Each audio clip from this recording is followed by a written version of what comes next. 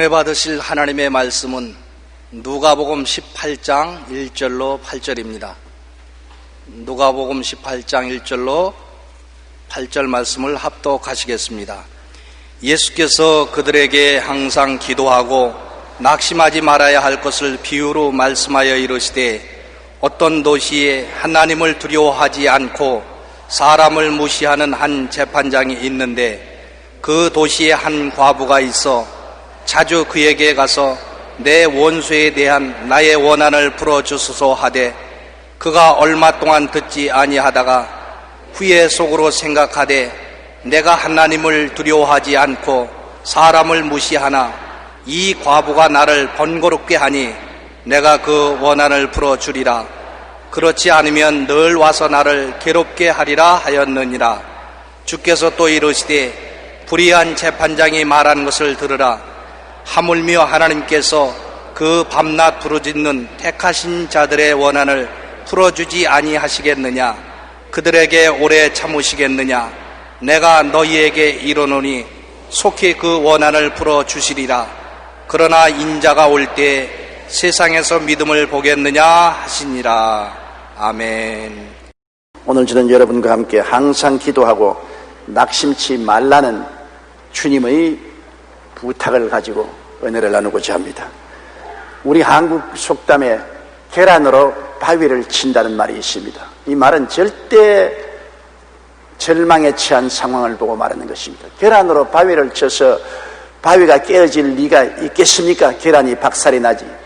그러나 주님 안에서는 계란으로 바위를 치는데 바위가 깨어지는 법이 있다는 것입니다. 이것이 바로 우리 신앙인이 세상 사람들과 사물을 볼 때 달리 보는 것입니다. 세상 사람이 볼 때는 계란으로 바위를 치면 계란이 박살이 나죠. 그러나 신앙인이 그리스도 안에서 볼 때 계란으로 바위를 치면 바위가 박살이 나는 길이 있다는 것입니다. 오늘 이야기를 보면은 하나님을 두려워 아니하고 사람을 무시하는 재판관이 있고, 그 재판관에게 자기의 소원을 간청하는 한 과부가 있었습니다.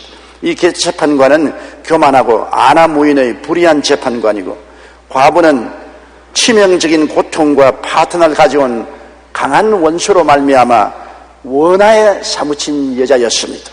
그런 원한을 품고 가슴에 사무치는 한을 가지고 이 재판관에게 나와서 늘 번거롭고 괴롭게 할 정도로 원수를 갚아달라고 부르짖었습니다. 누가복음 18장 6절로 8절에 주께서 또 이르시되, 불의한 재판장이 말한 것을 들으라. 하물며 하나님께서 그 밤낮 부르짖는 택하신 자들의 원한을 풀어주지 아니하시겠느냐? 그들에게 오래 참으시겠느냐? 내가 너희에게 이르노니 속히 그 원한을 풀어주시리라. 그러나 인자가 올 때 세상에서 믿음을 보겠느냐 하시니라. 바로 이 여인의 끊임없는 간청과 부르짖음에 재판관도 할 수 없어서 그 원한을 풀어주었다는 내용을 말씀하시면서 우리 예수 믿는 사람이 기도할 때도 하나님 앞에 이와 같이 기도하라고 말씀한 것입니다. 오늘 주님이 우리에게 이와 같이 기도하라는 그 내용을 분석해서 우리가 은혜를 나누고자 합니다. 첫째로 우리는 기도할 때 목표가 분명해야 합니다. 산만한 목표는 방향을 잃게 할 따름인 것입니다. 과부처럼 분명한 원수에 대한 한풀이를 목표로 한 것처럼 우리도 목표가 분명해야 됩니다. 이 여인이 재판관에게 나와서 여러 가지 일을 부탁하지 않았습니다. 그는 오직 원수에 대한 한을 풀어달라고 간청하는 것입니다. 그 목표는 명명백백하고 뚜렷한 것입니다. 좌로나 우로나 치우칠 리가 없었습니다. 완전히 원수에 대한 원한을 갚아달라는 분명한 목적 있는 간청이었습니다. 마태복음 6장 7절로 8절에 또 기도할 때 이방인과 같이 중언부언하지 말라. 그들은 말을 많이 하여야 들으실 줄 생각하느니라. 그러므로 그들을 본받지 말라. 구하기 전에 너희에게 있어야 할 것을 하나님 너희 아버지께서 아시느니라. 인도의 마하트마 간디는 막대한 돈과 무기, 철저한 군사 조직을 가졌던 영국 정부와 대결하여 승리를 거두었습니다. 계란으로 바위를 치는 것처럼 보였던 간디가 승리를 거두었던 것입니다. 여기에는 그가 이길 수밖에 없는 이유가 있었습니다. 간디에게는 국가를 구원하기 위해 반드시 영국을 이겨야 한다는 분명한 목표가 있었기 때문인 것입니다. 간디는 승리를 거둔 후에 목표의 힘은 군사력의 힘보다 강합니다. 조직적인 정신력은 조직적인 군사력보다 위대합니다라고 말했습니다. 황제 나폴레옹도 마찬가지였습니다. 그는 전투를 앞두고 늘 이렇게 말했습니다. 전쟁의 승리는 이미 우리가 장악했다. 치밀한 목표 달성 계획을 이미 텐트 안에서 완성되었기 때문이다. 우리는 텐트 안에서 이미 승리를 맛보았다. 이제 나는 목표만을 바라볼 뿐이다. 만일 전진하다가 장애물이 생기면 생기는 대로 제거하면 된다고 말한 것입니다. 성경에는 믿음은 바라는 것이 실상이라고 말했습니다. 바라는 그 목표가 분명해야 믿음이 역사하지, 바라는 목표가 희미하면 믿음도 희미하고, 바라는 목표가 산만하면 믿음도 산만해져서 아무 일도 이루어지지 않습니다. 확대경으로 우리가 구멍을 뚫으려면 한 곳에 집중해서 비치고 있어야 연기가 모락모락 나고 불이 타기 시작하지, 확대병으로 자꾸 옮겨다니면 아무 종이도 타지 않은 것처럼 우리의 기도는 분명한 목표를 보고서 기도를 해야만 하는 것입니다. 믿음은 바라는 것들의 실상이요 보이지 않은 것들의 증거이기 때문에 바라는 것이 분명히 있어야만 하는 것입니다. 오늘날 많은 사람들이 너무 산만한 기도를 하고 있는 것입니다. 여러분, 목표를 분명하기 위해서는 종이에다가 목표를 적는 것이 굉장히 좋습니다. 해마다 그 해에 나아갈 것을 종이에다가 목표에 분명히 적어 놓으면 그 목표를 이탈하지 않은 것입니다. 적는다는 것은 굉장한 힘이 있습니다. 저는 많은 병든 자들에게 제가 채찍에 맞으므로 너는 나음을 입었다는 것을 말로만 할 뿐 아니라 자꾸 적으라고 말한 것입니다. 적는다는 것은 말하는 것과 더불어 굉장한 힘이 있기 때문에 제가 채찍에 맞음으로 너희가 나음을 얻었나니, 그리고 병든 자가 기도하는데 뭘 복잡한 기도를 합니까? 제가 채찍에 맞음으로 너희가 나음을 입었다니 나는 나음을 입었습니다. 고쳐주시옵소서. 이 기도를 1000번이고 10,000번이고 반복하는 것입니다. 중은 부은할 필요가 없습니다. 목표가 분명하면 그 목표를 향하여 계속 공격을 하는 것입니다. 매를 들고 바위를 깨뜨릴 때 여기도 때렸다가 저기도 때렸다가 여기도 때렸다가 저기도 때렸다면 바위는 깨지지 않습니다. 한 곳만 향해서 계속 매질을 하면은 그 바위가 깨어지는 것처럼, 병든 자가 고침을 받기를 원하면 제가 채찍에 맞음으로 너희가 나음을 입었나니라. 그러므로 이 병은 나았습니다. 예수 이름으로 고쳐주옵소서. 예수 이름으로 고쳐주옵소서. 예수 이름으로 고쳐주옵소서. 목표를 두고 공격을 해야지, 목표 없이 방만하게 공격을 하면 안 되는 것입니다. 그러므로 목표를 여러분께서 적는 것은 굉장히 중요합니다. 많은 목표를 적으면 안 돼요. 예수님께서 마리아와 마르다의 집에 갔을 때 마르다는 음식을 준비한다고 분만하고, 마리아는 예수님 제자들과 함께 예수님 발 앞에 앉아서 말씀을 듣고 있을 때 마르다가 시험이 들어서 그 구정물을 뚝뚝 흘리면서 뛰어들어와서 문을 열고 주님께 고함을 쳤습니다. 주여, 나는 부엌에서 음식 준비한다고 이렇게 고생을 하는데 동생 마리아는 주님 발밑에 앉아서 말씀만 듣고 있으니 이렇게 불공평할 수가 있습니까? 마리아를 명령해서 부엌에 와서 밥 짓는데 나를 좀 돕게 하소서. 예수님이 가만히 쳐다보시고 한다. 마르다야, 마르다야, 네가 많은 일로 고생하고 번민하고 있거나 한두 가지만 하든지 한 가지만 하라. 마리아는 좋은 편을 택했으니 잃어버리지 아니하라 했습니다. 주님께서도 우리에게 한두 가지만 하든지 한 가지만 해서 집중하라고 말씀하신 것입니다. 많은 일을 가면 번민만 많아지고 아무것도 올라가게 되지 않은 것입니다. 미국에서 성공한 잡지 석세스는 오래전에 예일대 학생들에게 설문조사를 했는데 그 가운데 목표에 관한 내용도 있었습니다. 세워둔 목표가 있는가? 목표를 기록해 두었는가? 목표 달성을 위해 계획을 세웠는가? 이런 질문을 했습니다. 그런데 이 세 가지 질문에 당시 응답자의 3%만이 목표를 세워 기록하고 있으며 그에 따른 실천 계획도 가지고 있다고 대답했습니다. 나머지 학생들은 목표가 있지만 기록을 하지 않는다든지 별다른 목표가 없다고 대답했습니다. 그로부터 20년이 지난 후 응답자의 수입을 조사해 봤더니 놀라운 사실이 나왔습니다. 당시 목표를 세우고 기록해 두었다고 응답한 3%의 사람들의 수입이 나머지 97% 사람의 수입보다 평균 10배나 높았다는 것입니다. 막연한 생각만 가지고는 그 어떤 것도 이룰 수 없습니다. 누가복음 10장 42절에서 예수님께서 몇 가지만 하든지 혹은 한 가지만이라도 족하니라고 말씀하신 것처럼 우리는 분명한 목표를 적고 늘 바라보며 나아가야 되는 것입니다. 그러므로 우리의 포켓도 수첩이 필요하고 연필이 필요한 이유가 거기 있는 것입니다. 내 수첩에 적어놓고 그러고 늘 그것을 펼쳐서 목표를 하루에도 수십 분 바라보는 것, 이것이 우리가 기도 응답의 절실한 요구가 된다는 것입니다. 지글러는 그의 책 목표를 알면 성공이 보인다 해서 목표가 없는 사람은 방향키가 없는 배와 마찬가지다. 각자 표류하거나 그냥 멈추어 떠있거나 절망과 패배와 낙담의 해변에 도착하거나 할 것이라고 말했습니다. 엘리자베스 스튜어드 펠프스는 삶을 지배하는 거대한 힘 가운데 하나는 뚜렷한 목적을 갖는 것이다. 하나의 목적을 달성하기 위한 삶을 살아가기 시작할 때 목소리와 옷차림, 외모와 동작 하나까지 변하게 마련이라고 말했습니다. 실제로 오스트리아 빈 대학의 볼러 박사가 역사적으로 위대한 인물 200명을 조사한 결과 그들이 성공한 것은 머리가 좋아서가 아니라 인생의 목표가 분명했고 그 목표를 향해 매일매일 최선을 다했기 때문이라는 것을 밝혀낸 것입니다. 머리가 좋다고 인생을 성공하는 것 아닙니다. 인류대학을 나왔다고 성공하는 것이 아닙니다. 삶의 목표가 분명해서 그 목표를 향하여 좌로나 우로나 치우치지 않고 기도하며 내려 달려가는 그 사람이 성공을 하는 것입니다. 목표가 있어야 믿을 수가 있습니다. 목표를 세우고 나가는 사람은 구체적인 믿음이 있기 때문에 인생에서 승리할 수 있는 것입니다. 둘째로 하나님의 약속을 확실히 알아야만 하는 것입니다. 약속을 모르고 기도하는 것은 허공을 치는 주먹과 한 가지인 것입니다.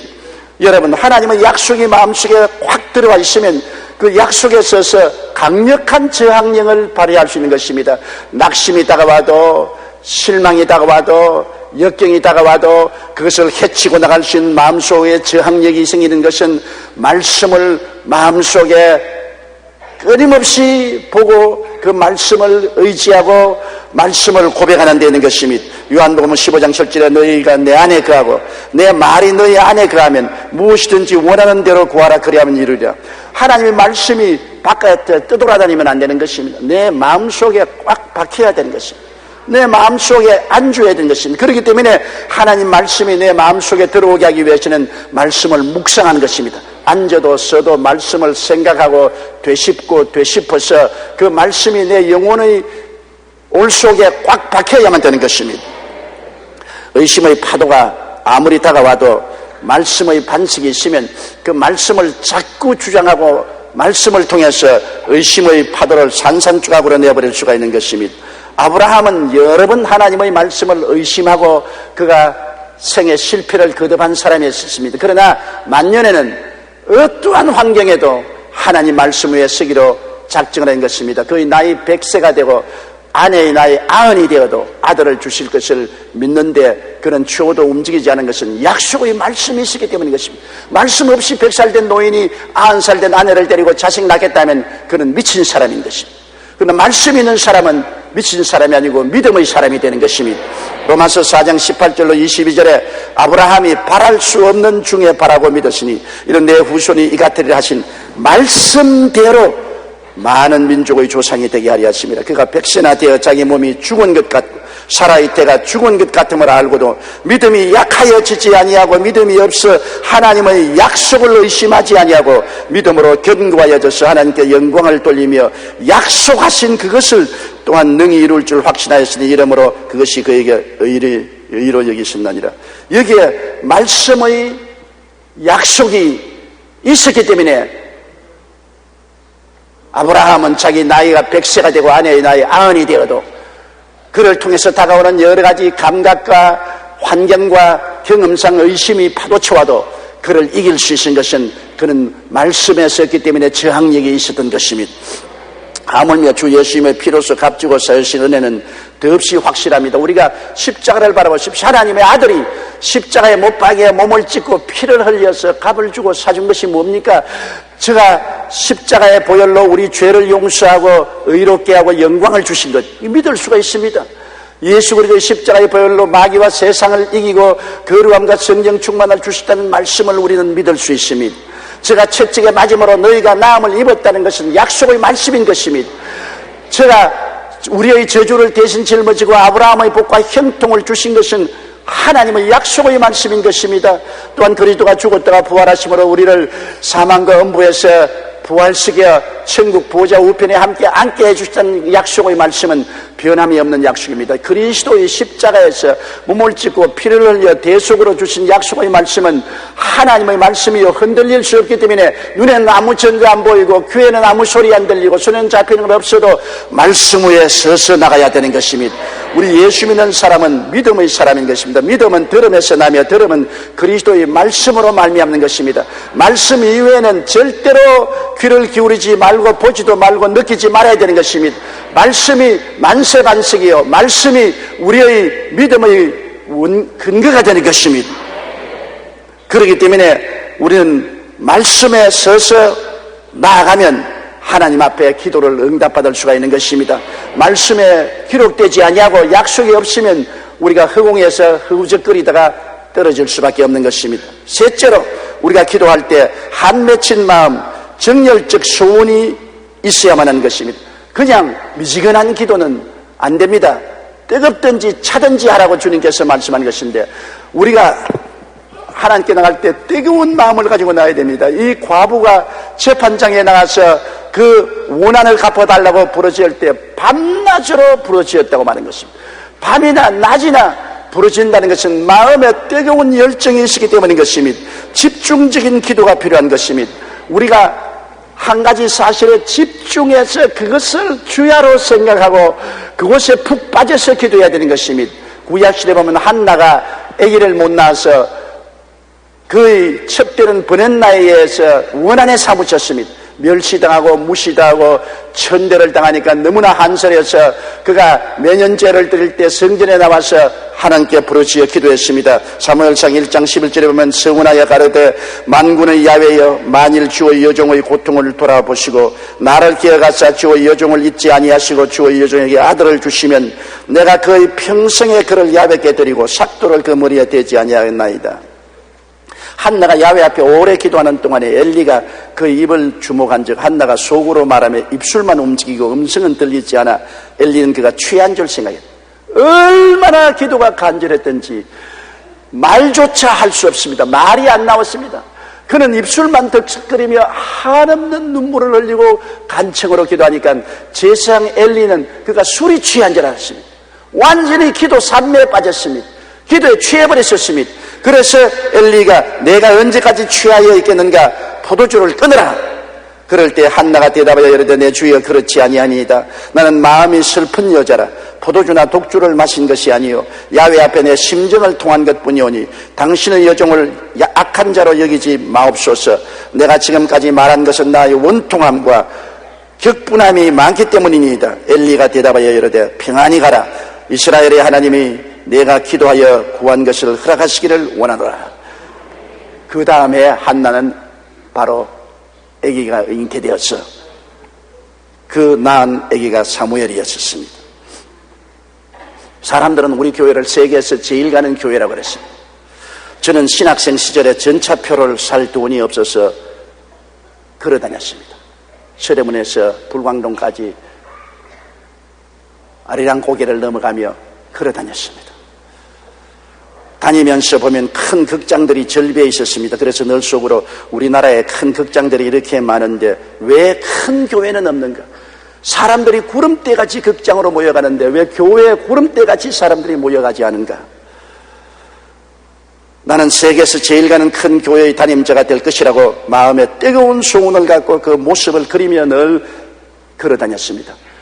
가장 큰 교회를 마음속에 그려보고 뜨거운 마음의 소원을 가지고서 기도하면서 늘 서대문에서 불광동까지 걸어서 왔다 갔다 출퇴근을 했었습니다.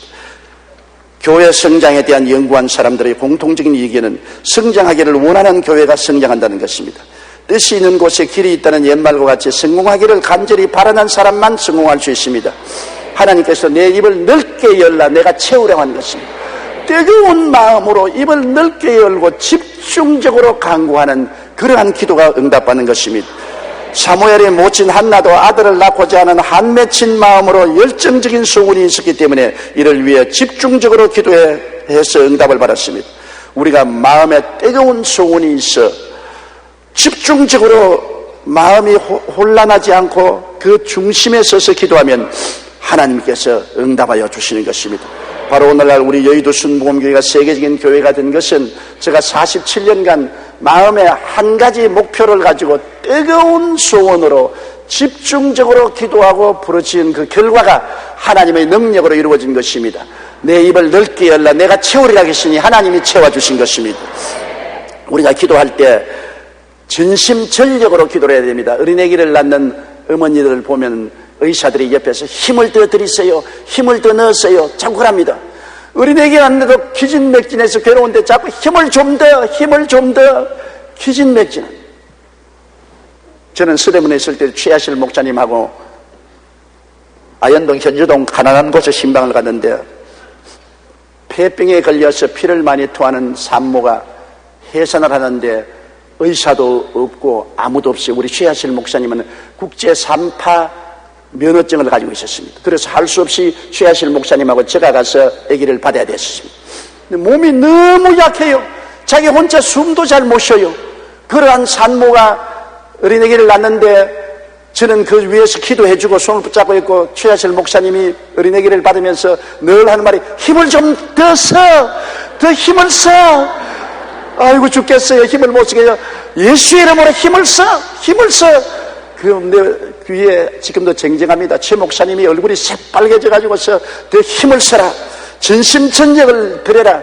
그러자 아직 어린아이가 응아 하고 태어나는 걸 보고 아이고 얼마나 안심했는지 모릅니다. 어른도 안 죽고 어린아이도 안 죽고 살았어요. 기도도 여러분 어린 아기를 낳는 심정으로 전심전력의 기도를 해야 되는 것입니다. 전심전력에 기울이지 않은 기도는 그냥 오다 가다 한마디씩 하는 기도는 큰 능력이 없는 것입니다. 갈멜산에서 비 오기를 기도한 엘리야를 보십시오. 3년 6개월 동안 비가 오지 않은 이스라엘에 비가 오게 하기 위해서 갈멜산에서 엘리야가 기도할 때 얼마나 전심전력으로 기도했던지 그의 머리가 다리 사이로 들어가 버렸다는 것입니다. 그 말이 무슨 말인지 압니까? 기도를 애쓰고 힘쓰면 창자가 땡겨가지고서 허리가 꼬부라져서 새우 등처럼 꼬부라져서 머리가 나중엔 다리 사이로 들어가 버렸습니다. 그렇게 엘리야가 간절히 기도하면서 자기 사환을 보고 상목대기에 7번이라도 올라가 보라. 7번째 내려와서 손바닥만한 구름이 보입니다. 이제 큰 비의 소리가 들리니 왕에게 올라가서 빨리 식사하고 마차를 정비해서 일심으로 이스라엘로 들어가라고 말하라고 하는 것입니다. 그대로 하늘에서 청천벽력이 나오면서 큰 비가 쏟아졌던 것입니다. 야고보서 5장 17절로 18절에 엘리야는 우리와 성정이 같은 사람이로되 그가 비 오지 않기를 간절히 기도한즉 3년 6개월 동안 땅에 비가 오지 아니하고 다시 기도하니 하늘이 비를 주고 땅이 열매를 맺었나라고 말한 것입니다. 우리 기도는 간절해야 됩니다. 왜 사람들이 우리를 비난해서 통성 기도하냐고 말합니다. 골방에 들어가서 기도하지 왜 통성으로 기도하냐? 성경을 알고나 해야 되는 것이죠. 골방에 들어가서 기도하는 것은 다른 사람 들으라고 미사 예구를 사용해서 기도하는 것이 아니라 하나님을 들으라고 기도하는 것입니다. 하나님께 집중해서 간절히 기도하는 것은 부르짖어 기도하되 남이야 듣든지 말든지 상관할 것이 없이 외마디 소리를 부르짖더라도 하나님께 기도하라는 말씀인 것입니다. 간절한 기도가 우리에게 절실히 필요한 것입니다. 그리고 기도를 할 때 불태전의 기도를 해야 되는 것입니다. 성경에는 이 과부가 재판관에게 늘 와서 번거롭게 하고 괴롭게 했다는 것입니다. 늘 와서 하루 이틀이 아닙니다. 일주일, 2주일이 아닙니다. 한 달, 2달이 지나도 늘 와서 번거롭게 하고 그것도 밤낮으로 와서 부르짖어 기도했습니다. 불태전의 기도입니다. 한번 기도를 출발했으면 환경을 바라보고 뒤로 물러가고 상황이 좋지 않다고 기도를 포기하고 이렇게 하면 안 되는 것입니다. 아예 한번 기도했으면 죽자 사자 달라드려야 되는 것입니다. 좋은 사냥개는 짐승을 공격할 때 목을 한번 물었으면 짐승이 죽든지 자기가 죽든지 안 놓는 것입니다. 제가 자랄 때 우리 밑에 신손이라는 농꾼이 있었는데 그 집에서 똥개 한 마리를 키웠어요. 아유 밥도 못 얻어먹고 비실비실한 건데 이 개를 데리고 산에 나무를 하러 갔다가 이 개가 누워있는 노루목을 물었었습니다. 눈에 불을 켜고 밥도 못 먹고 비실비실한 강아지 같은 개가 노루목을 물고 매달리니까 노루가 그걸 달고 뛰지 못해서 서 있으니까 이 농부가 가서 지팡이로 때려가지고 노루를 잡았습니다. 그 소문이 동리에 꽉 났어요. 신손집 개가 노루를 잡았다고. 그 개값이 천정 모르게 뛰었어요. 아예 개를 사겠다고 줄을 서서 오고 그 개값이 올라가서 개팔자가 상팔자가 되어버리고 말한 것입니다. 그 개가 노루목을 물고서 안 매달리고 놓아버렸더라면 자기 팔자 고약하게 되고 말았겠죠. 그러나 끝까지 매달리니까 노루를 잡아서 그렇게 몸값이 부풀어진 것을 본 적이 있습니다. 누가복음 18장 7절에 하물며 하나님께서 그 밤낮 부르짖는 택하신 자들의 원한을 풀어주지 아니하시겠느냐, 그들에게 오래 참으시겠느냐. 밤낮 부르짖고 매달려서 하나님이 번거로워 견딜 수 있다. 아유 시끄러워 못 살겠다. 아유 번거로워. 그렇게 할 정도로 집요하라는 것입니다. 누가복음 11장 8절에 비록 벗됨으로 인하여는 일어나서 주지 아니할지라도 그 간청을 인하여 일어나 그 요구대로 주리라. 친구가 밤중에 왔는데 먹을 것이 없어 이웃집 부잣집에 가서 떡 3덩어리만 달라고 밤중에 구하니까 우리 다 이미 잠자리에 들어왔으니 일어나서 줄 수 없다고 그랬습니다. 그러니까 아유 떡 좀 주세요. 아유 못 주니까 다음날 오라고. 이 사람이 대문을 두드리면서 막 부르십니다. 떡 좀 주세요. 떡. 다른 무슨 복잡한 말 하시면 나의 사랑하는 이웃의 친구여 예정을 생각해서 밤중에 온 친구를 대접하기 위해서 구왕원이 자비를 베풀어서 잠자리를 박차고 일어나셔서 나에게 떡 3덩어리를 주시옵소서. 그런 소리 안 했습니다. 그냥 떡.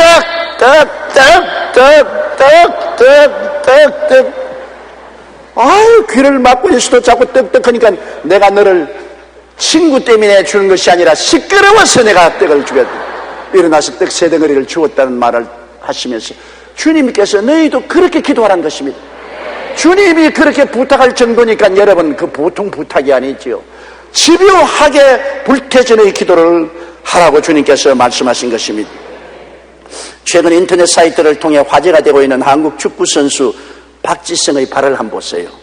세계 속의 한국인 박지성은 평발의 한계를 극복하고 세계 무대에 도전해 정상에 올랐습니다. 그날은 오늘의 그가 있기까지 피나는 훈련과 연습이 있었다는 것을 상처투성이인 발을 보면 알 수 있습니다. 박지성의 발 봤죠? 발이 걸레예요. 얼마나 공을 집요하게 찼든지 그럴 정도로 연습벌레를 했기 때문에 오늘 박지성이 된 것입니다. 그가 하면 하루 19시간의 연습과 1년에 1000여 켤레의 토수슈수가 달아지도록 발레 연습을 한 세계적인 발레리나가 된 강수진의 발 역시 마찬가지입니다. 발 한번 보세요. 발레리나. 저기 발입니까? 낙대발이죠. 그가 세계적인 발레리나가 되기 위해서 얼마나 발가락을 들고 춤을 추더니 발이 저 모양이 됐어요. 그녀는 1986년 독일 슈투트가르트 발레단의 최초 동양인 단원으로 입단하였고 1997년부터 수석 발레리나로 활동하고 있습니다. 1998년에는 문화관광부에서 선정한 오늘의 젊은 예술가상을 수상했는가 하면 1999년 무용계의 아카데미상인 버누아 들라당스의 최고 여성 무용수로 선정되었고 그의 대한민국 국보관광문화훈장을 받았습니다. 또한 세계적인 우리 한국의 바이올리니스트인 유시연 씨의 손가락을 한번 보십시오. 수많은 연습으로 인해 손가락 끝에 아예 바이올린 줄이 손에 났습니다. 손 보세요. 손에 이미 바이올린 줄이 났어요. 이들은 한국의 이름을 빛낸 세계적인 스포츠 문화 예술인들은 무엇보다 자신의 분야에 대한 뜨거운 열정과 한맺힌 마음을 가지고 집중적으로 전신전력으로 일했던 것입니다. 낙심될 때 많았겠지요. 좌절될 때 많았겠지요. 그럼에도 불구하고 그들은 불태진의 결심을 가지고 집중적으로 열정적으로 노력해서 세계적인 스포츠맨도 되고 예술가도 되고 음악가도 된 것입니다. 여러분 세상 일도 그런데 하나님께 나가서 기도하는 사람이 집중적이고 열정적이고 불태전의 마음을 가지고 저들처럼 밀고 나가면 응답 못 받을 것이 하나도 없습니다. 얼마나 우리들이 기도를 희미하게 하고 몇 빠진 기도를 하고 정열이 없는 집중하지 않은 낙심천만한 기도를 하기 때문에 응답을 못 받은 것입니다. 우리 인생생활도 기도를 하더라도 한 맺힌 마음으로 열정적인 소원을 가지고 집중적으로 전심전력을 다해 기도하는 여러분 되시기를 주의 이름으로 축원합니다. 넷째로 결단적인 믿음을 가지고 기도해야 되는 것입니다. 흔들리거나 우유부단한 믿음은 힘이 없습니다. 야고보서 1장 6절로 8절에 오직 믿음으로 구하고 조금도 의심하지 말라. 의심하는 자는 마치 바람에 밀려 요동하는 바다 물결 같으니 이런 사람은 무엇이든지 주께 얻기를 생각지 말라. 두 마음을 품어 모든 일에 정함이 없는 자라고 말한 것입니다. 1997년 12월 미국 라이프지에는 세계 역사에 공헌한 100명을 선정하는 중에 가장 위대한 인물로 토마스 에디슨을 꼽았습니다. 그는 전구를 발명할 때 1년 넘게 하루에 4시간밖에 잠을 자지 못했습니다. 수천 번의 실험 끝에 전구 발명에 성공했던 것입니다. 그는 발명한 축전기 역시 5만 번 이상의 실험 끝에 만들어낸 것입니다. 에디슨은 한번 발명하기로 작심한 것은 수없는 실패에도 불구하고 꼭 이루었던 것입니다. 믿음도 마찬가지입니다. 한번 믿기로 결단했으면 번복하거나 뒤돌아보지 말고 끝까지 밀고 나가야 되는 것입니다. 실패하면 또 일어나고 넘어지면 또 일어나고 괴로움을 당해도 또 일어나고 계속해서 목표를 향하여 흔들리지 않은 믿음으로 밀고 나가야 되는 것입니다. 토마스 카라일은 말하기를 결정하지 않은 사람은 바람 부는 대로 물결 친 대로 다닌다. 그는 가장 편한 길에서도 어디로 가야 할지 모른다. 이와 반대로 결정한 사람은 가장 험한 길도 뚫고 나간다. 그리고 자기의 목적을 달성한다. 한번 결심하고 번복하거나 뒤돌아보지 말아야 되는 것입니다. 예수님은 쟁기를 들고 뒤를 돌아보면 하늘나라에 합당치 않다고 말하는 것입니다.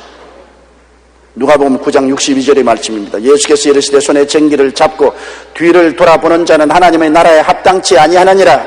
히브리서 10장 38절에 나의 의인은 믿음으로 말미암아 살리라. 또한 뒤로 물러가면 내 마음이 저를 기뻐하지 아니하리라. 한 번 출발했으면 끝장을 보는 겁니다. 살든지 죽든지 흥하든지 망하든지 성하든지 쇠하든지 그 길로 나가는 것입니다. 그리고 응답을 뚜렷이 바라보고 믿음의 선언을 해야 되는 것입니다. 반드시 응답이 온다. 바라봄의 법칙으로 내가 구하는 것은 반드시 이루어진다. 이미 이루어졌다. 하나님 뜻에서는. 그래서 늘 기도할 때 응답이 이미 온 것을 바라보고 기도를 해야 되는 것입니다. 병든 사람은 제가 채찍에 맞음으로 내가 이미 나음을 얻었다. 그러므로 나는 이미 나은 사람이다. 성경에 나음을 얻었다고 하니까 나는 이미 나음을 얻은 사람이라고 자꾸 선언하는 것입니다. 제가 채찍에 맞음으로 나는 나음을 얻었다. 저는 제게 몸에 병이 와서 괴로울 때 하루에 1000번 이상씩 계속해서 제가 채찍에 맞음으로 너는 나음을 입었다. 저는 채찍에 맞음으로 너는 나음을 입었다. 제가 채찍에 맞음으로 너는 나음을 입었다. 계속해서 입으로 시인한 적이 있고 그 시인한 결과로 병을 이기고 승리한 적이 한두 번이 아닙니다. 한두 번을 선언하고 포기하는 것이 아닙니다. 아예 해가 닳도록 계속해서 믿음의 선언을 하는 것입니다. 그 믿음의 선언이 위대한 능력을 나타내는 것입니다. 여러분, 성경에는 이 산들을 명하여 저 바다에 던지라 하고 그 말한 것이 이룰 줄 마음에 믿고 의심하지 아니하면 그대로 되리라고 말씀한 것입니다. 태산을 옮기라고 말하고도 의심하지 않고 그 믿음의 선언을 계속할 수 있으면 하나님의 기적이 일어나는 것입니다. 응답받기 위한 기도는 전쟁입니다. 기도를 방해하는 마귀를 이겨야 하고 우리의 믿음의 진실성을 시험해 보시는 하나님의 시험에 합격해야만 합니다. 일반적인 교제의 기도나 감사와 찬미의 기도나 중보의 기도보다 문제 해결의 기도는 특단의 대책이 필요한 것입니다. 응답받는 기도에는 우연이나 설마가 없습니다. 오직 이기기 위한 필사적인 노력과 도전이 필요할 따름인 것입니다. 무엇인지 내 이름으로 내게 구하면 내가 시행하리라고 주님께서 말씀하시지만 그 기도는 목표가 분명해야 되고 마음속에 확실한 응답에 대한 꿈이 있어야 되고 뜨거운 열정이 있어야 되고 집요한 간청이 있어야 되고 불태전의 결심이 있어야 되고 흔들리지 않은 믿음이 있어야 되는 것입니다. 이렇게 해서 여러분이 하늘나라를 향해서 폭풍우처럼 돌진에 들어가면 모든 안개구름 걷어지고 하나님의 광명한 응답이 해와 달과 별처럼 여러분 생활 속에 나타나게 될 것입니다. 고개 숙여 기도드리겠습니다. 전능하신 아버지 하나님, 하나님은 이미 하늘에서 우리가 기도할 것을 알고 계시고 응답해 주기를 원하시고 계십니다. 우리가 입을 넓게 열고 나가면 하나님이 채워주시기로 약속하셨습니다. 아버지 하나님, 그러므로 우리가 목표 없는 기도하지 말게 도와주시옵소서. 모두 다 목표를 분명히 가지고, 꿈을 분명히 가지고, 확실한 믿음으로, 열정으로, 집중적으로, 지구적으로 확실한 믿음을 가지고 기도하는 우리들이 되게 도와주시옵소서. 기도를 통해서 위대한 역사들이 일어나게 도와주시옵소서. 예수님 이름으로 기도드리옵나이다. 아멘.